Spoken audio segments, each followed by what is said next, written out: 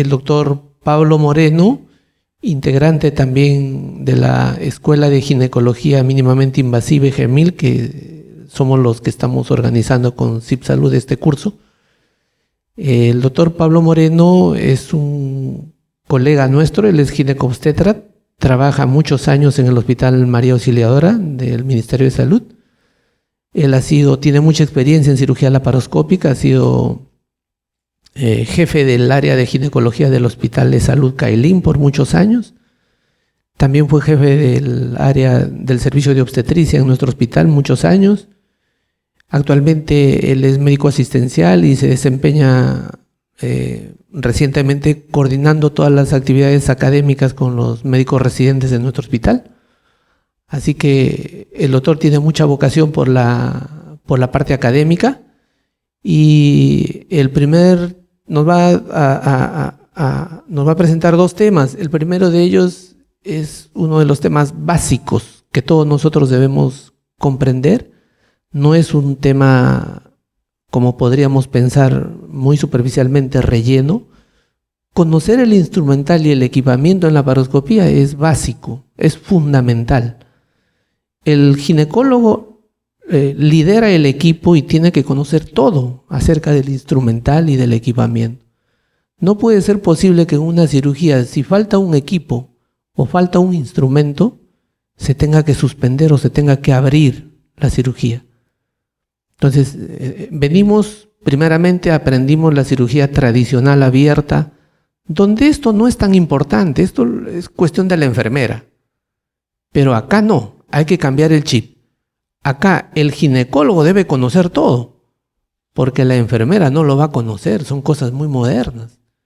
¿Y qué pasa si no anda un instrumento, no anda un material, no prende la torre? ¿Se va a suspender? Porque de repente la enfermera no sabe cuál botón activar o qué hacer, cómo formatear. No puede ser. Entonces el ginecólogo, nosotros tenemos que conocer perfectamente cómo funcionan los equipos, para qué sirven, cuál es el instrumental, porque nosotros vamos a liderar el grupo humano para que la cirugía sea factible. Entonces, comprendiendo la importancia de este tema, le damos pase al doctor Pablo Moreno para que nos haga su presentación. Pablito, adelante.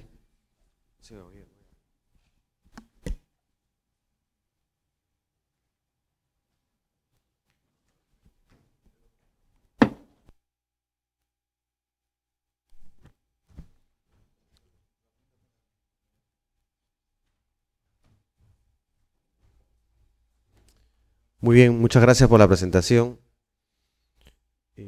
Excelente las ponencias del doctor Juan Gilabert, pero es importante que nosotros tengamos en mente que para poder llegar a estas imágenes, a estos videos y poder presentarlos en cursos como estos, necesitamos instrumentos. Es conocido en el mundo que la cirugía laparoscópica, la cirugía robótica, la histeroscopía, la mínima invasión, tiene una dependencia fundamental con las herramientas y los instrumentos que utilicemos. De ahí la necesidad y la importancia de que nosotros los conozcamos. Vamos a hacer un repaso algo general sobre la cantidad y las características básicas del instrumental quirúrgico que requerimos para cirugía laparoscópica. Y esperemos que en los siguientes días, durante las cirugías, podamos revisar algunos de ellos en vivo, podamos probarlos y podamos tener un poco más de experiencia y conocimiento para ver la aplicación clínica, que es lo que finalmente nos va a interesar. Para esta charla no tengo ningún conflicto de intereses, netamente de carácter científico. ¿Qué consideraciones vamos a tener respecto a la presentación? La laparoscopía es una técnica que tiene reconocidas ventajas sobre la laparotomía, tanto desde el punto de vista anatómico, desde el punto de vista de analgesia, desde el punto de vista de recuperación, inclusive desde el punto de vista social y económico para la paciente. Supone adquirir por parte de los médicos y los que damos la atención al paciente ciertas habilidades que son distintas a la cirugía convencional. Vamos a formar nuestro cuerpo con extensiones, que son los materiales quirúrgicos, que son los que finalmente van a desarrollar la cirugía por nosotros. Se requiere de un entrenamiento y una capacitación, los cuales son muy necesarios, y por eso justamente estamos aquí, para capacitarnos. En este video quiero mostrarles que un ejemplo de cómo se podría organizar un quirófano para una cirugía laparoscópica. Todos ustedes probablemente trabajen en alguna institución, ya sea pública o privada, MINSA de salud o alguna clínica, y cada uno tiene sus características estructurales, físicas, desde el punto de vista de organización quirúrgica. Pero lo básico que debemos tener en toda una sala de operaciones que se va a desarrollar actividad laparoscópica es lo que estamos viendo en este ejemplo. Tenemos que tener un área para el cirujano, para el ayudante. En el caso de las cirugías grandes como las histerectomías necesitamos 2 ayudantes, ya que tenemos una movilización en la vagina y la cámara. Debemos tener un acceso a visibilidad tanto para el cirujano como para los ayudantes, para que las posturas sean las correctas y no hayan problemas ergonómicos. El anestesiólogo debe tener un lugar privilegiado, ya que la anestesia es general y los pacientes necesitan estar constantemente vigilados.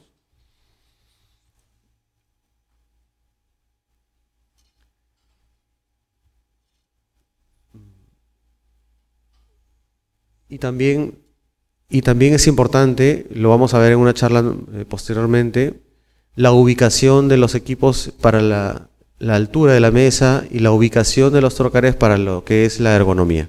Vamos a revisarlo en una charla posteriormente. Entonces, como bien lo comentaba el doctor Delgado, el médico es el líder del equipo de cirugía laparoscópica. Todos los que trabajan en hospitales públicos les habrá pasado lo mismo. Todo lo que tenga que ver con desconocimiento en el funcionamiento de los equipos, desconocimiento en dónde se encuentra guardado cada equipo y cómo instalarlo y cómo hacerlo que funcione para que el médico lo utilice, todo eso significa tiempo. Y si para cada instrumento nosotros le sumamos un tiempo, nuestra cirugía termina convirtiéndose de lo que sería una cesárea de 30 minutos a una histerectomía de 4 o 5 horas, cuando el personal no está lo suficientemente entrenado para poder manejar todo el material. De manera que el primer elemento que vamos a revisar hoy es la torre de laparoscopía. La torre de laparoscopía es nuestro centro de información importante. Tenemos en esta torre una serie de herramientas que van a funcionar en simultáneo para poder realizar la cirugía laparoscópica. El primer elemento es la cámara, y la cámara está conectada a un monitor. Este monitor tiene actualmente, de acuerdo al avance de la tecnología, diferentes calidades, ¿no? Tenemos HD, Ultra HD, 4K, tenemos pantallas para tridimensional. Entonces tenemos una serie de elementos que con el tiempo van a ir avanzando y debemos ir conociéndolos, desde cómo se encienden hasta cómo resetearlos para que puedan funcionar a nuestro favor, ¿no? Esta misma torre tiene un componente que es la fuente de luz. Sabemos que el abdomen es una cavidad y por lo tanto está en total oscuridad si no alimentamos con una fuente de energía lumínica. Igual las fuentes de luz hoy en día pueden ser desde lo más sencillo, que pueden ser las halógenas, pero con el paso del tiempo y la modernidad, lo ideal es tener ahora luces LED que sean frías y de color blanco para que no alteren el color natural de los órganos en los que vamos a trabajar. La otra herramienta importante es la fuente de CO2. El CO2 es el gas que se utiliza para la distensión del abdomen.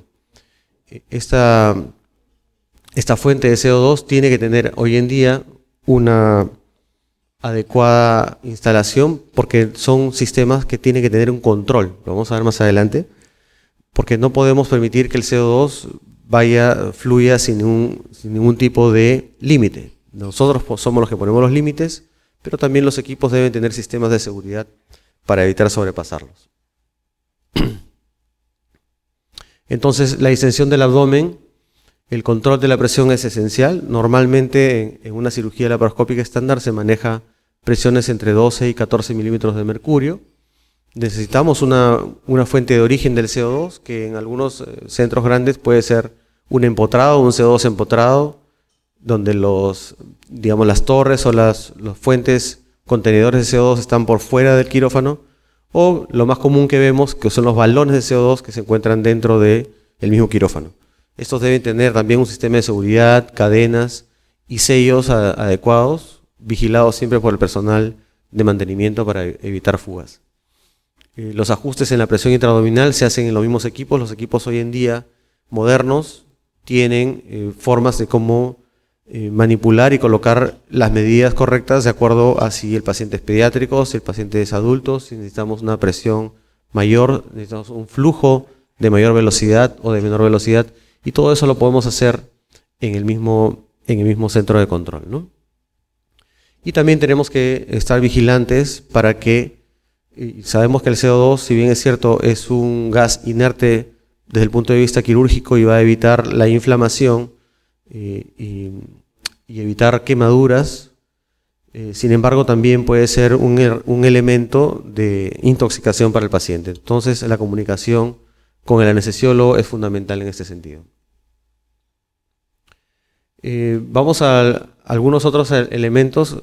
Dentro de la técnica quirúrgica hay, digamos, equipos o escuelas que utilizan la aguja de Veress. La aguja de Veress es una herramienta muy sencilla que tiene un dispositivo donde vamos a ingresar al abdomen, y cuando se llega hasta la cavidad abdominal hay una pérdida de sensibilidad y se permite que pueda dar un acceso directo a la cavidad peritoneal.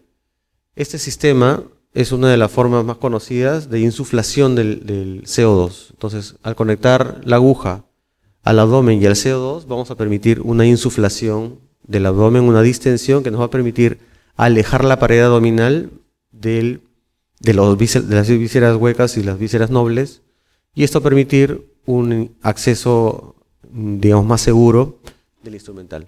Sin embargo, hay otras corrientes y otras escuelas que no utilizan la aguja de Veress, utilizan accesos directos, aperturas directas, o usan trócares ópticos, en donde, lo vamos a ver también más adelante, el trócar está unido directamente a la cámara, entonces se va ingresando a la cavidad abdominal bajo visión directa, ¿no? Sin necesidad de utilizar la aguja. El segundo elemento son los trócares. Los trócares es todo el material. Este material donde tenemos una cánula y una guía. La cánula es la que va a permitir finalmente la conexión al CO2 y por donde vamos a permitir el canal donde ingresan los instrumentales. Y la guía, que es la que va a permitir unirse al trócar y hacer la perforación del abdomen, previamente haciendo la incisión, ¿no? Acá tenemos un ejemplo de lo que sería una incisión bajo visión directa. En algunos centros, este trócar tiene una punta cerrada, pero transparente, que nos permite ir vigilando con la cámara directamente cuando estamos entrando al abdomen, ¿no? Y una vez que entramos al abdomen, recién se conecta el CO2 para empezar a hacer la cirugía, ¿no? Y los tipos de trócares con los cuales contamos en el mercado son estos trócares metálicos reusables, que pueden tener este tipo de rosca para seguridad, o pueden ser lisos, y estos otros que también tienen esos pequeños globos que se pueden insuflar, y son algunos tipos de seguridad para sellar el trócar en un nivel determinado del abdomen y evitar que se muevan tanto hacia arriba como hacia adentro del abdomen, ¿no? Respecto al instrumental, el instrumental básico que usamos en ginecología podría ser muy sencillo, quizás 4 o 5 pinzas en las cuales hay una de agarre, una de tracción, una de disección, tijera bipolar, y quizás con eso terminamos. Con esto hacemos la gran mayoría de cirugías que tenemos en ginecología. Sin embargo, en el mercado existe una gran variedad así como en la cirugía abierta, de tipos y variedades y modelos de pinzas que nos van a ayudar en nuestra cirugía.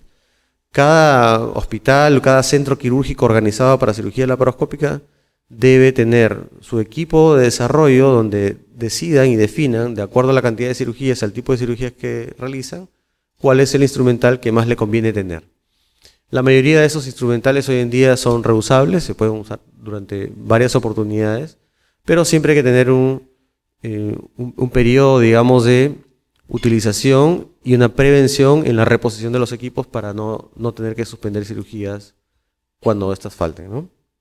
Tenemos equipos de prensión, equipos de tracción, equipos de coagulación, corte o combinados, separadores endoscópicos, clipadoras, engrapadoras, receptores de muestras, manipuladores. Vamos a ir viendo un poquito cada uno de ellos, ¿no? En el caso de los instrumentos de prensión, o también llamados graspers, tenemos elementos que son traumáticos y atraumáticos, ya sea de acuerdo al tipo de tejido que vamos a utilizar. Los traumáticos usualmente para tejidos fuertes y resistentes, como podría ser un mioma, un ovario o un ligamento, mientras que los atraumáticos se utilizan más para disecciones finas como quistectomías, la misma histerectomía o la disección del uréter y la separación o el hallazgo de los espacios avasculares. Tenemos pinzas que son especializadas que tienen curvas como estos roticulators, que se utilizan sobre todo en cirugías de puerto único. Tenemos separadores. Todos estos instrumentales están disponibles en el mercado.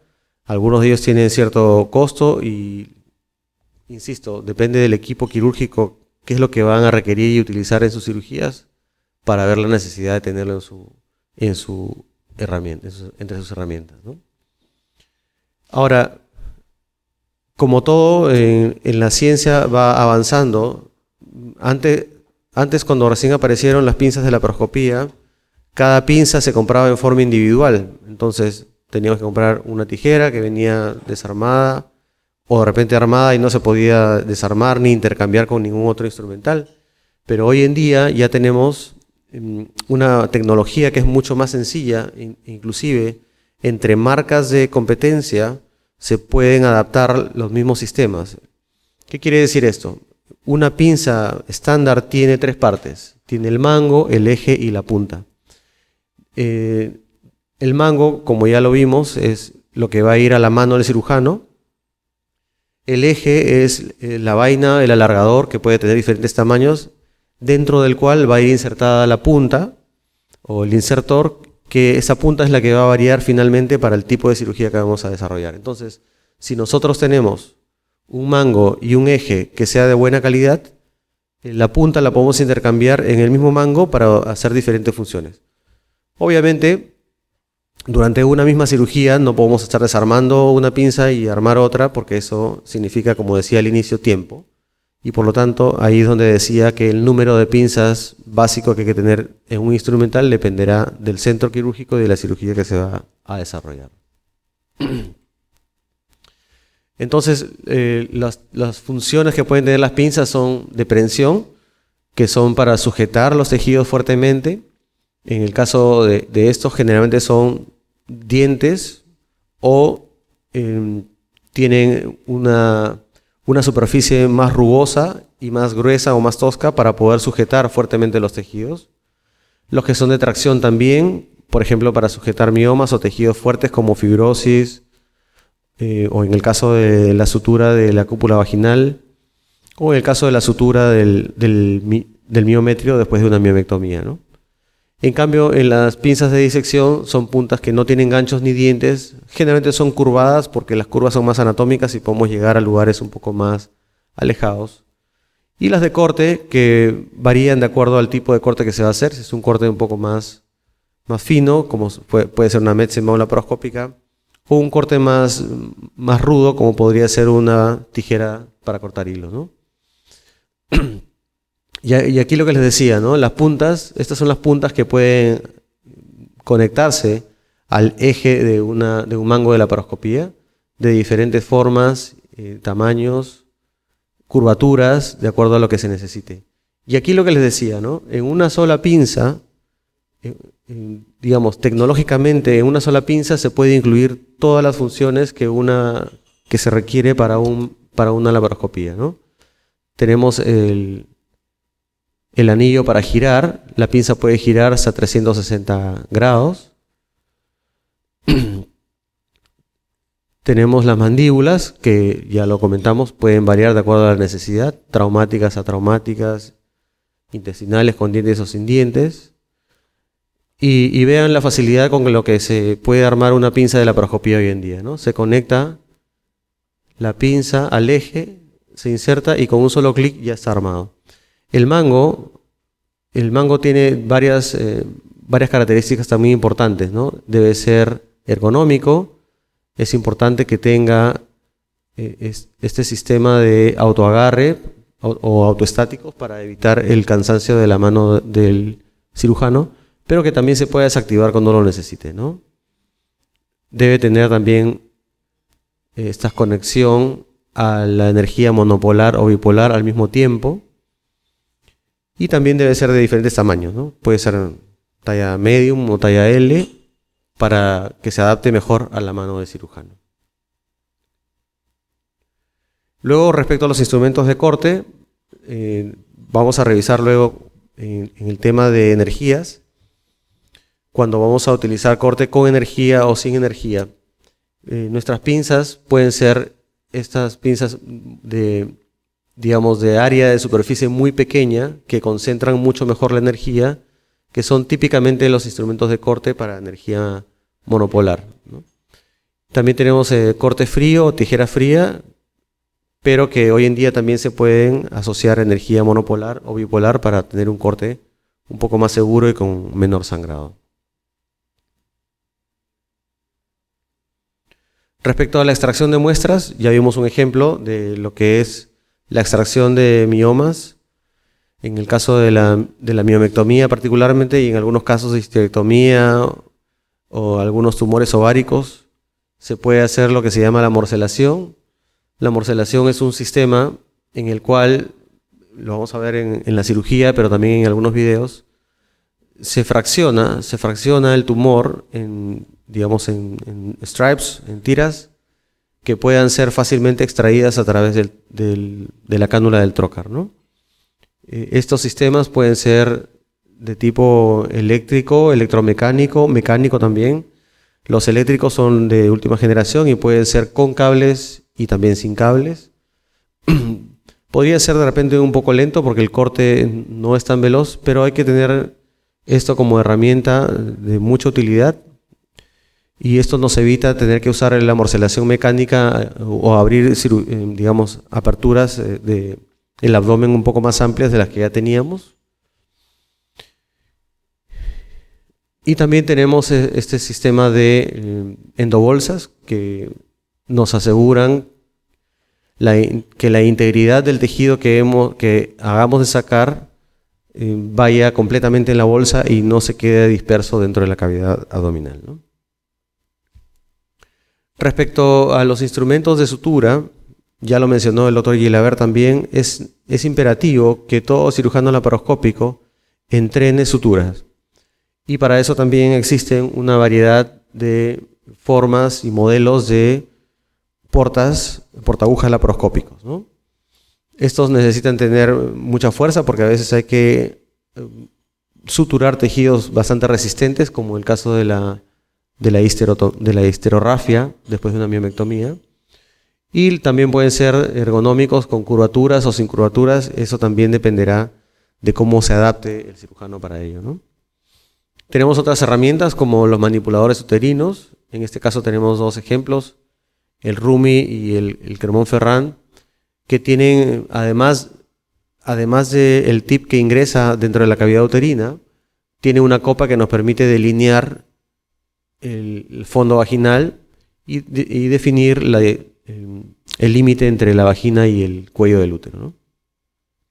Los tiramiomas o tirabuzones son herramientas de tracción importantes.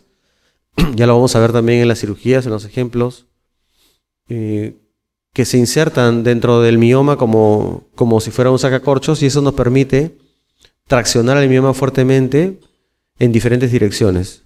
También esto se puede utilizar en algunas técnicas, algunas escuelas que lo utilizan para miomectomías, para histerectomías e incluso para algunos tumores ováricos como los fibromas ováricos, ¿no? Más allá tenemos el bajanudos.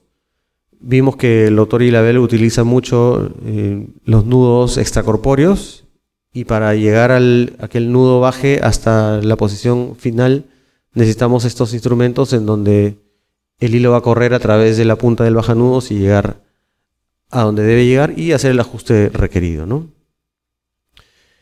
Otras cosas que podemos utilizar son estos clips, endoclips, que son muy utilizados, por ejemplo, en cirugía de vesícula, pero también lo podemos utilizar nosotros, y ya lo vieron en los ejemplos, para ligar vasos, ¿no? Los clips, endoclips. Y finalmente las endograpadoras, que nos permiten hacer resecciones intestinales muy seguras, en un solo paso, sin necesidad de hacer sutura durante mucho tiempo, y que lo utilizamos bastante en resecciones pequeñas como las discoides durante la cirugía de endometriosis. Y también tenemos endoengrapadoras intestinales que ya son un poco más complejas para hacer resecciones más grandes de intestino, ¿no? Entonces, para poder obtener los beneficios de realizar una cirugía laparoscópica, es importante, mandatorio, conocer el uso y las funciones del equipo o el instrumental con el que contamos. Hay herramientas comunes para todas las especialidades, pero también ciertos dispositivos que son especializados o subespecializados de acuerdo a la cirugía que vamos a desarrollar. Y el equipo debe estar en constante capacitación, y hablamos de equipo porque no solamente el médico es el que lidera, pero tanto la enfermera como el personal circulante de la sala de operaciones, es más, el personal de farmacia que nos va a proporcionar los elementos que le pidamos debe estar también capacitado en el tipo y el uso de instrumentos. Gracias por la oportunidad y cualquier pregunta, encantado.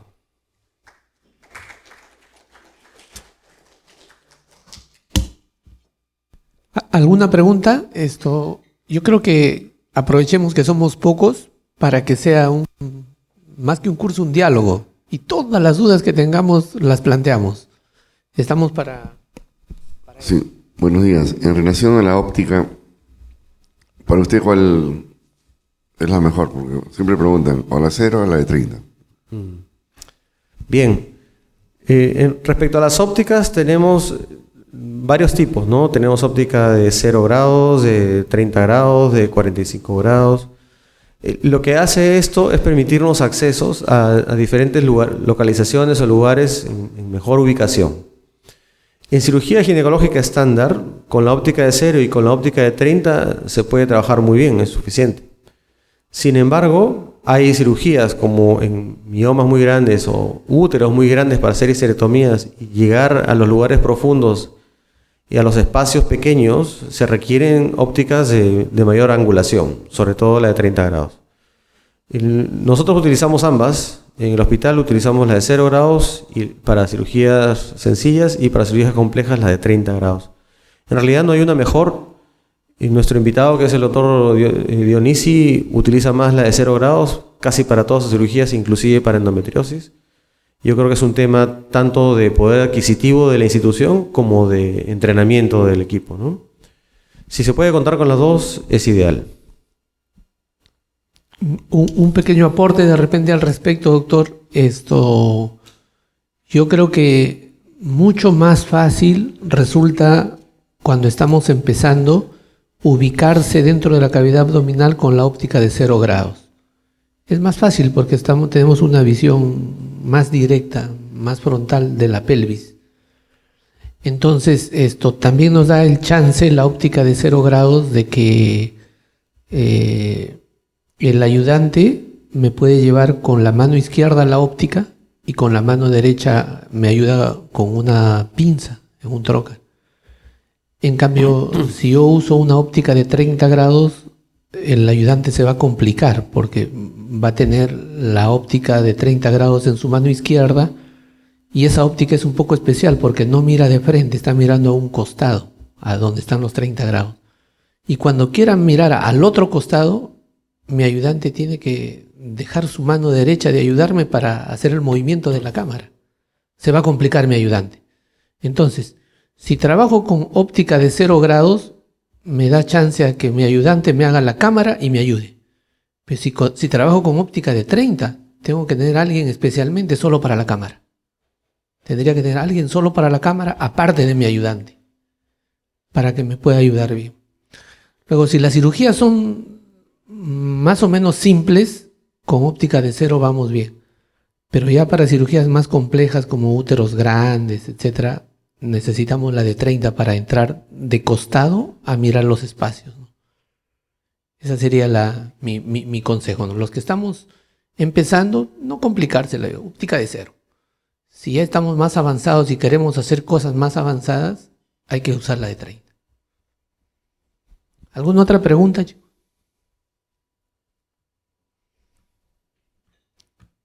Doctor Henry, ¿alguna pregunta? Doctor Legado. El doctor. Perdone. Adelante, doctor.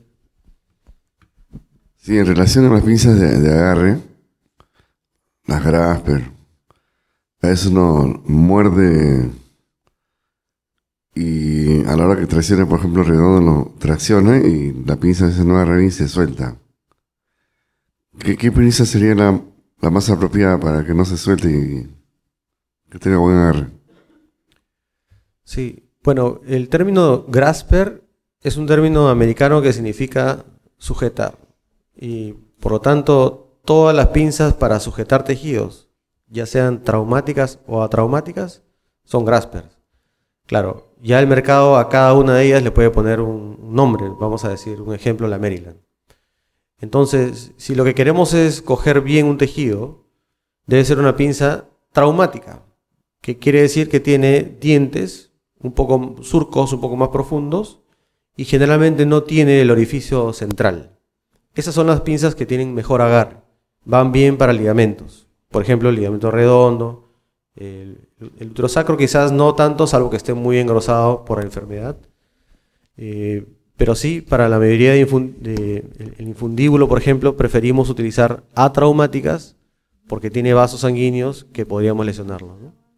Ahora, si la pinza se suelta, a pesar que hacemos mucha presión, no es porque la pinza esté mala, sino que es probablemente que esté desgastada, ¿no? Y lo que hay que hacer es que hay que cambiarla, ¿no? La idea al usar pinzas es que nosotros no tengamos que hacer demasiada fuerza. Si tenemos que hacer demasiada fuerza es o porque la pinza está desgastada o porque no estamos utilizando la pinza correcta, ¿no? Para eso tenemos estos tipos de mangos con cremallera que permite cerrar la cremallera y evitar estar presionando durante toda la cirugía, porque si es una cirugía muy larga podríamos terminar con las manos lesionadas. Y la lesión de las manos, casi el 45% de cirujanos laparoscópicos han tenido algún tipo de lesión, por ejemplo, nerviosa o desgaste muscular por mala utilización del instrumental, ¿no? Entonces yo creo que tendría que ver eso, el tiempo de vida que tiene esa pinza, que probablemente puede estar desgastada, o quizás no sea la correcta.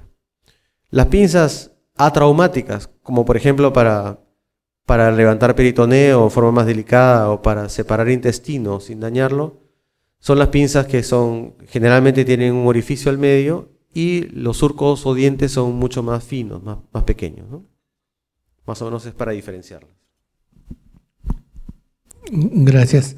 Hay una inquietud también de los colegas que están en el Zoom. Nos dicen una pregunta para el doctor Pablo. ¿Qué tipo de manipulador uterino recomienda? Y también, ¿siempre hay que usar un manipulador uterino en la cirugía ginecológica o solo para una histerectomía? Bueno, como siempre, la preparación del paciente, el conocimiento del paciente y la patología a la que vamos a intervenir es fundamental. Entonces, nosotros tenemos una preparación previa a la cirugía que nos permite decidir más o menos qué tipo de instrumental vamos a utilizar. Pero también debemos estar preparados para las eventualidades que no fueron vistas o diagnosticadas antes. En el caso de la cirugía ginecológica, elemento importante es el fondo de saco de Douglas. Entonces, nosotros necesitamos muchas veces elevar el útero y llevarlo hacia la pared anterior para que nos permita tener acceso al fondo de saco de Douglas. Desde un simple embarazo ectópico, un quiste, un síndrome adherencial o con mayor razón en cirugía de endometriosis, por ejemplo. Entonces va a ser necesaria esa movilización del útero. Y si nosotros no colocamos un elevador o un movilizador uterino, entonces vamos a tener la dificultad que nuestro ayudante va a tener que utilizar la pinza que tiene en su mano para levantar el útero, disminuyendo su capacidad de ayuda en la cirugía. Por lo tanto, si es una paciente, sobre todo si es una paciente que ya ha tenido relaciones sexuales, tenemos alguna duda de que haya dificultades en la movilización del útero, el útero es muy grande o la patología que a la cual vamos a operar es, digamos, compleja, como una miomectomía o una histerectomía, entonces es altamente recomendable utilizar un manipulador uterino. Hoy en día hay corrientes también en donde no se usan manipuladores uterinos, por ejemplo, con copa, ¿no? Solamente alguna guía dentro del útero. Tenemos, por ejemplo, elevadores simples como el de Dionisi. El doctor Dionisi solamente utiliza una guía muy, muy particular que se parece mucho a un histerómetro, que cuando ingresa al útero se abre como un pequeño abanico y entonces solamente moviliza el útero con muy buena habilidad, pero en cambio la copa no la utiliza. Sin embargo, para personas que están recién en entrenamiento o recién empezando, es una buena costumbre utilizar el manipulador uterino que tenga una copa, porque eso nos permite un poco delimitar las zonas anatómicas a donde vamos a llegar. En conclusión, creo que si es factible tener un manipulador uterino para todas nuestras cirugías ginecológicas, sería lo ideal. Teníamos un ayudante adicional sin necesidad de colocar un trocar adicional, ¿no? Gracias. Una pregunta del auditorio, doctora Edith. Doctor, buenos días. Quisiera preguntar, creo que la mayoría que trabaja en hospitales públicos, no todos tienen la Sendobag. ¿Hay alguna alternativa que nosotros podríamos utilizar en MISA, por ejemplo? Bueno, todos los que trabajamos en hospitales públicos tenemos este tema de las deficiencias en instrumental adecuado, ¿no? Y tenemos las habilidades, la criollada de conseguir algún tipo de elemento que pueda suplantar ese tipo de herramientas. Bueno, para cirugías sencillas y de pequeño tamaño es bastante fácil colocar un guante. Un guante cortado y anudado en el extremo nos permite tener una endobolsa, si la utilizamos bien, bastante segura. También hay diferentes bolsas que vienen con los instrumentales. Por ejemplo, vamos a poner un ejemplo. La bolsita que viene con el tubo látex de aspiración. Esa bolsa también se puede convertir en una endobolsa.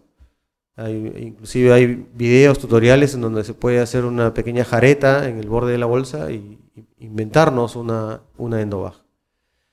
Pero finalmente todas estas tienen sus riesgos de mal uso y que finalmente no lleguen a tener el éxito que queremos para la extracción de piezas.